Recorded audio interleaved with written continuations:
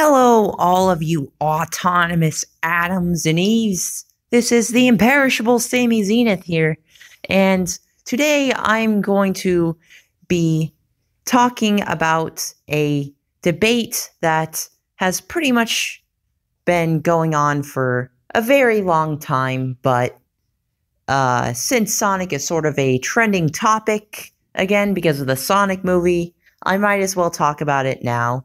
And that debate is whether Goku is the more powerful fictional character or whether Sonic is more powerful than him. And I'm going to be talking only about the canon versions of these characters. I'm not going to be talking about, Archie Sonic. I'm not going to be talking about, Goku from Dragon Ball Heroes or the video games or anything like that. Just the canon versions. And if you think that seems unfair, it's really not. Because each of these characters are actually quite powerful in each of their respective canon, main canon timelines. Possibly more than people even realize. So that's what I'm going to be talking about today. Which character is actually more powerful between Goku and Sonic? So let's start with Sonic, and we're going to be talking about his base form first, because obviously Super Sonic is much more powerful than that, but we're just going to start by talking about his base form. Sonic in base definitely isn't to be underestimated. He's actually gotten, much more powerful in just his base form over the course of time. In Sonic Adventure, he required his super transformation to defeat Perfect Chaos. But in Sonic Generations, he only required his base form, implying that base Sonic is on par with or even more powerful than Super Sonic from Sonic Adventure.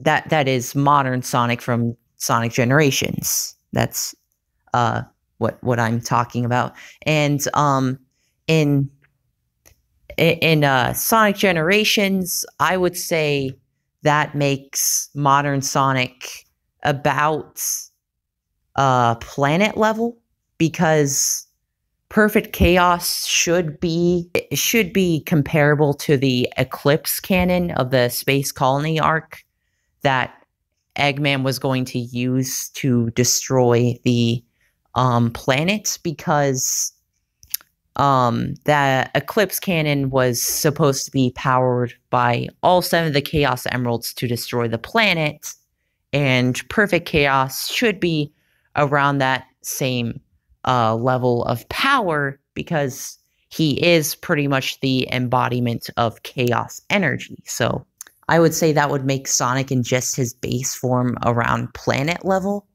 And that's sort of further backed up by Sonic Lost World, when Eggman absorbed the energy from, the life energy from all across the planet to power his machine, and Sonic was able to defeat that robot. So that sort of backs up the argument that Sonic is planet level, or at least multi-continent. And then in Sonic Forces, Sonic claims that he's constantly getting more powerful. He's getting more powerful by the minute or the second. I think that was what he said. And that's how he was able to, get faster and stronger than Infinite after getting defeated by him before. So it's pretty interesting. Hedgehogs in the Sonic universe are pretty much like Saiyans in Dragon Ball. That's kind of what it reminds me of. But, of course, let's get into the meat and potatoes. Let's talk about Super Sonic. That's the form everybody's really interested in. supersonic obviously is a huge power increase over the base form. It's definitely more than like a 50 times multiplier as Super Saiyan is in the Dragon Ball series. Supersonic is a much higher multiplier than that. To back up what I'm saying, let's talk about Sonic generations. Supersonic, or I guess I should say modern Sonic and classic Sonic teamed up in their super forms were able to defeat Time Eater, who was causing damage to the time-space continuum on a universal scale. So even if you argue, oh, well, because he required classic Sonic's help, that only makes him half universal. That's actually not true, because Time Eater was causing damage to the entire time-space continuum, and when you start doing damage to time, that's even more dangerous than just a universe-level threat. So supersonic is at least universe level, but I would say universe level plus. But that's not even his best feat, actually. Let's talk about Sonic 06. Yes, everybody's favorite Sonic game, Sonic 06.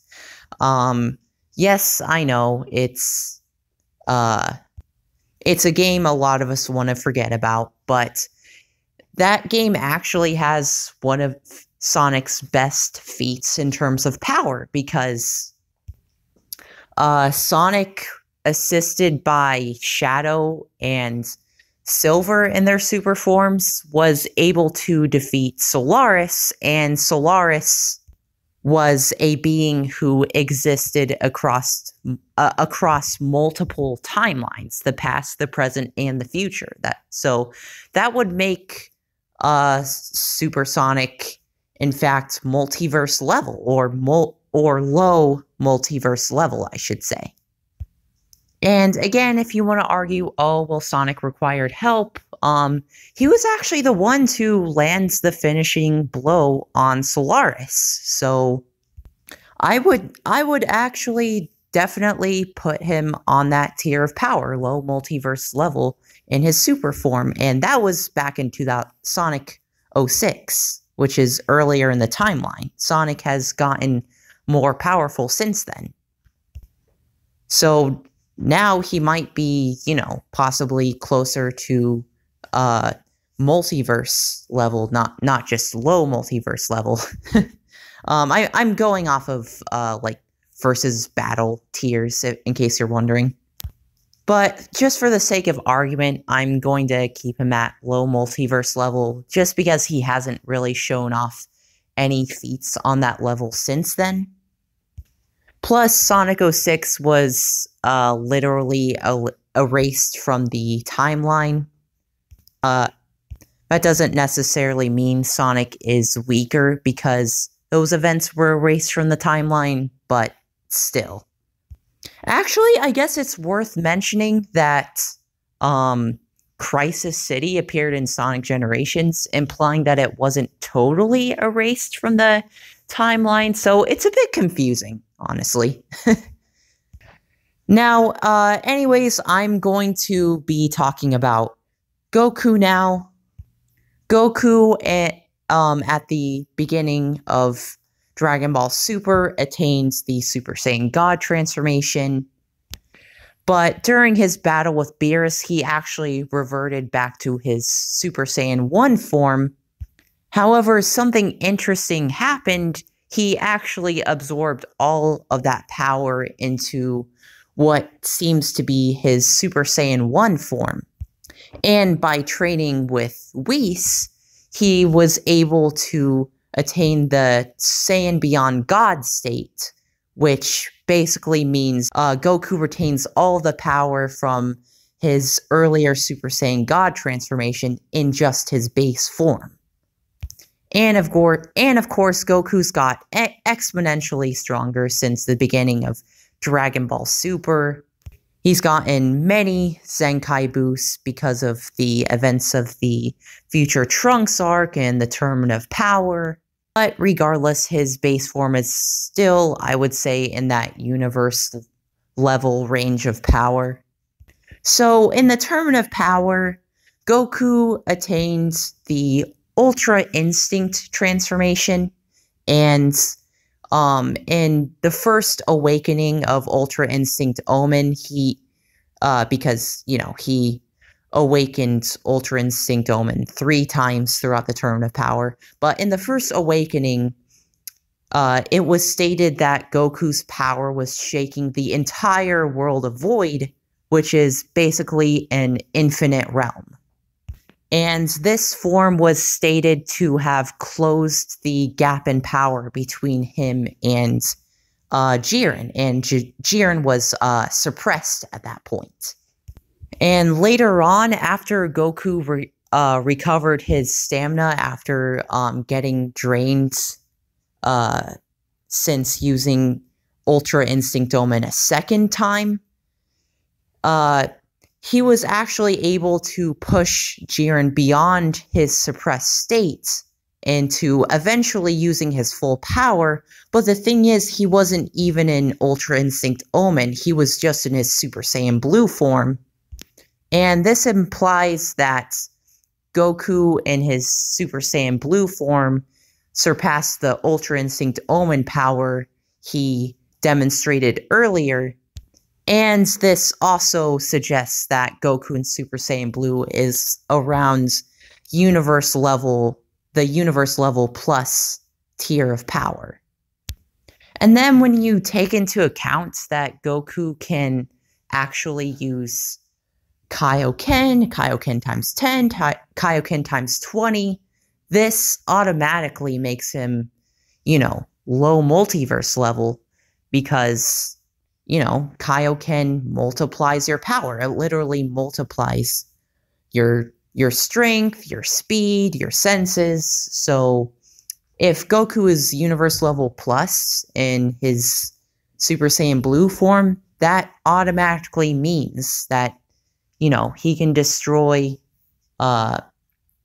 multiple 4-dimensional universal constructs in utilizing Kaioken in his Super Saiyan Blue form. Then, of course, later in the Tournament of Power, Goku taps into Ultra Instinct Omen once again, and masters Ultra Instinct by further ascending into, mastered Ultra Instinct, or complete Ultra Instinct, whatever you want to call it, and that pushed Jiren to the very limits. Jiren at full power is stated to be beyond God of Destruction level, and he even broke his limits due to how hard mastered Ultra Instinct Goku was pushing him in battle. And then when Jiren broke his limits, he was temporarily overpowering Ultra Instinct Goku, but Ultra Instinct Goku then got a rage boost, which doesn't really make sense, since in Ultra Instinct, aren't you supposed to be, clear of, any thoughts or emotions? Anyways, whatever. He got, a rage boost, and, pretty much pulverized Jiren in his ascended state. So I would honestly venture to say Ultra Instinct Goku in the mastered form of Ultra Instinct would be around multiverse level. And in case you're wondering, I think the line between low multiverse and just multiverse level would be at around the 1000 mark. I think if you can destroy 1000 or more universes, that would put you on the it would put you beyond the low 2-C tier and would just, make you 2C, or in other words, multiverse level. It's kind of hard to explain. If you want, go to Versus Battle Wiki, and you can see how they scale everything, what all these different tiers of power mean. I'll even link that in the description just to make it easier for all of you. But yeah, the reason I think there's such a massive difference in power between even Ultra Instinct Omen and Mastered Ultra Instinct is because Ultra Instinct Omen Goku was struggling against Super Saiyan 2 Kefla. It was implied that Kefla was actually, more powerful than Ultra Instinct Goku. It was implied that one of her blasts could actually kill him if it made contact. Now, that was the second awakening of Ultra Instinct that I'm talking about, but I don't think the third phase of Ultra Instinct was, that much stronger than the previous phase, or if it was, it's kind of hard to quantify. I would probably have to give that some more thought and possibly even do like a separate video addressing Goku's power increases during the Tournament of Power. But Jiren is way beyond anything Kefla could possibly dish out, and Mastered Ultra Instinct Goku was easily overpowering him to the point where, he pretty much broke his limits, and went well beyond anything he could do before, and in the end, Master Ultra Instinct Goku could even overpower that. I would even say Mastered Ultra Instinct, just in terms of power, might be around, fusion level, like Super Saiyan Blue Gogeta. Because I can imagine if Mastered Ultra Instinct Goku fought Broly, in my mind, it would have went the exact same way as Super Saiyan Blue Gogeta, Ultra Instinct Goku would just far outclass Broly, He doesn't even really, have to try. Broly would still be able to sort of hold his own, but, there's no way he'll be landing any hits on Ultra Instinct Goku. Kind of like what happened in his fight with Gogeta Blue. In my mind, I put Super Saiyan Blue Gogeta and Mastered Ultra Instinct on the same level of power. Again, that probably warrants another video, because I'm sure that's a heated discussion in the Dragon Ball fandom. But anyways, yeah, I would put Ultra Instinct Goku at that multiverse level of power. So, yeah, the most powerful version of Goku, Ultra Instinct Goku, of course, versus the most powerful version of Sonic. Now, have I talked about the most powerful version of Sonic? No, I have not. Not in canon. The most powerful version of Sonic in canon is actually Hypersonic. Now, there is, a controversy about Hypersonic as to whether, that's even canon. I think it is. I forget who said it. I believe it was Takashi Iizuka or someone like that, who said that Hypersonic isn't canon. It was just bonus material.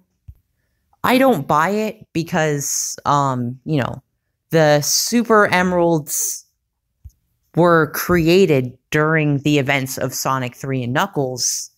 Those were events that happened in the game, which is canon. So, I don't really buy this whole thing that hypersonic isn't canon. I'm sorry. The Super Emeralds even made a cameo appearance in Sonic Mania. The Super Emeralds made a cameo appearance in Sonic Mania, but they appear to be, completely drained of their power, but they were still there. They were still by the Master Emerald Shrine, lava reef, like hidden palace. And that was in Sonic Mania. But anyways, I still count Hypersonic as canon because it appeared in a canon game. Yeah, we haven't seen it since then, but I mean, it still happens. I consider it canon. I don't, I don't just blindly listen to whatever, Takashi Iizuka or whoever works at Sega has to say. I mean, that's really the great thing about, being a fan of anything. You can, speculate, form your own theories about it. But anyways, it's unclear about how much of an increase Hypersonic is over the super form. Because, again, that was the only appearance of Hypersonic. We never saw, we never saw Hypersonic after that. He did appear in, comics and stuff, but never in, any, games or, anything, really. It seems like he was going to appear in Sonic X because of an early, trailer of Sonic X, but that was scrapped. I think that was, the basis of the character Nazo, the fan character. But anyways, I'm sorry, I'm getting sidetracked. Just based on what we see in the game, I don't think Hypersonic is that much of an increase in power over Supersonic. Just because, yeah, he is slightly faster, he can jump slightly higher. He has some new abilities, he can breathe underwater, he can do a double jump, he can, destroy all the enemies on the screen. He has all these new abilities, of course, but I don't think that necessarily makes him, millions of times stronger than Supersonic or something. I think, honestly, at best, it's probably a 2 times, or not 2 times multiplier. I would say 10 times multiplier over the super form. Just because, I don't know, the super emeralds are 10 times larger than the regular emeralds. I don't know. There's literally no information to go off of. We just know that Hypersonic is more powerful. We don't know by how much. It doesn't really seem to be by a whole lot. But he's invincible, just like Supersonic. That's not any different. He just has some new abilities, pretty much, and he's slightly faster. That's pretty much it. So, the most powerful version of Sonic, Hypersonic versus Ultra Instinct Goku. To be honest, I can't see Hypersonic winning this fight. Because I don't think Hypersonic produces enough of a power boost over the super form to, rival the level of power Ultra Instinct Goku is able to manifest. So if Supersonic is low multiverse level and Hypersonic is 10 times stronger than that, it's really not much of a difference, honestly. I don't think it would be enough to close the gap between Supersonic and Ultra Instinct Goku. And not only that, but Ultra Instinct isn't just about, speed or strength. It's also about, skill. It's also about... It's a pretty OP technique if you think about it. It allows you to react and attack without even thinking. So it pretty much makes you the perfect martial artist. It's perfect in any fighting situation. It's pretty much, as we says, the technique that allows you to react to literally any danger. So honestly, I can't see Hypersonic winning this. I do think Ultra Instinct Goku mastered Ultra Instinct, but even Ultra Instinct Omen Goku would have the edge in power over Hypersonic. But I do think Sonic would put up a pretty good fight. I think he has a lot more power than people give him credit for.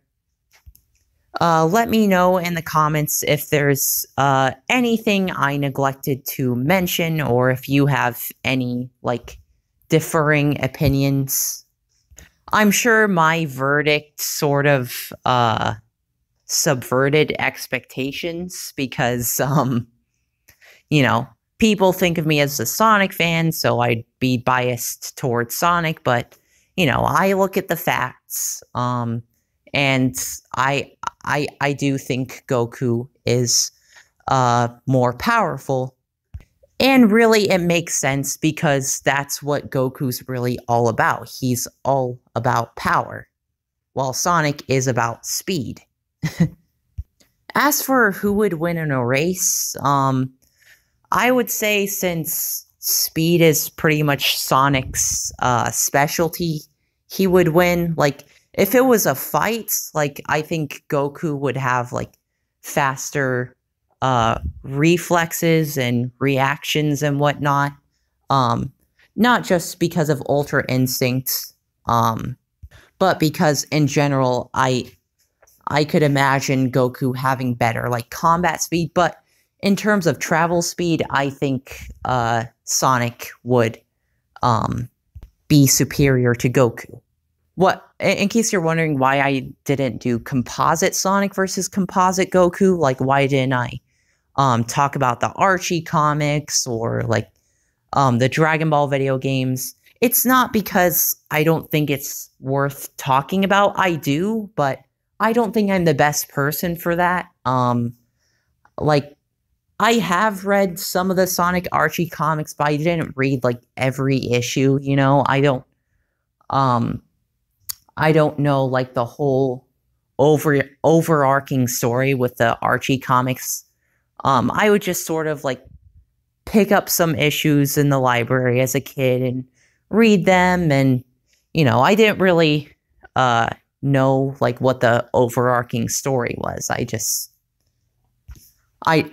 read whatever issues I had access to, which weren't very many. And that series of comics actually started even before I was born, because I was born in 1998, and the Archie comics for Sonic started in what was it, 1993 or something? I forget. Maybe 1995. I don't know. Yeah, I guess Goku from Dragon Ball Heroes and the Dragon Ball Xenoverse games is supposed to be way more powerful than the main timeline counterparts. But I don't know. I'm not really a huge fan of Dragon Ball Heroes, for instance. But anyways, that pretty much wraps up this video. I think the strongest version of Goku would defeat Sonic. But let me know your thoughts on that in the comments section. This has been the imperishable Sammy Zenith, and I am signing out now. Goodbye.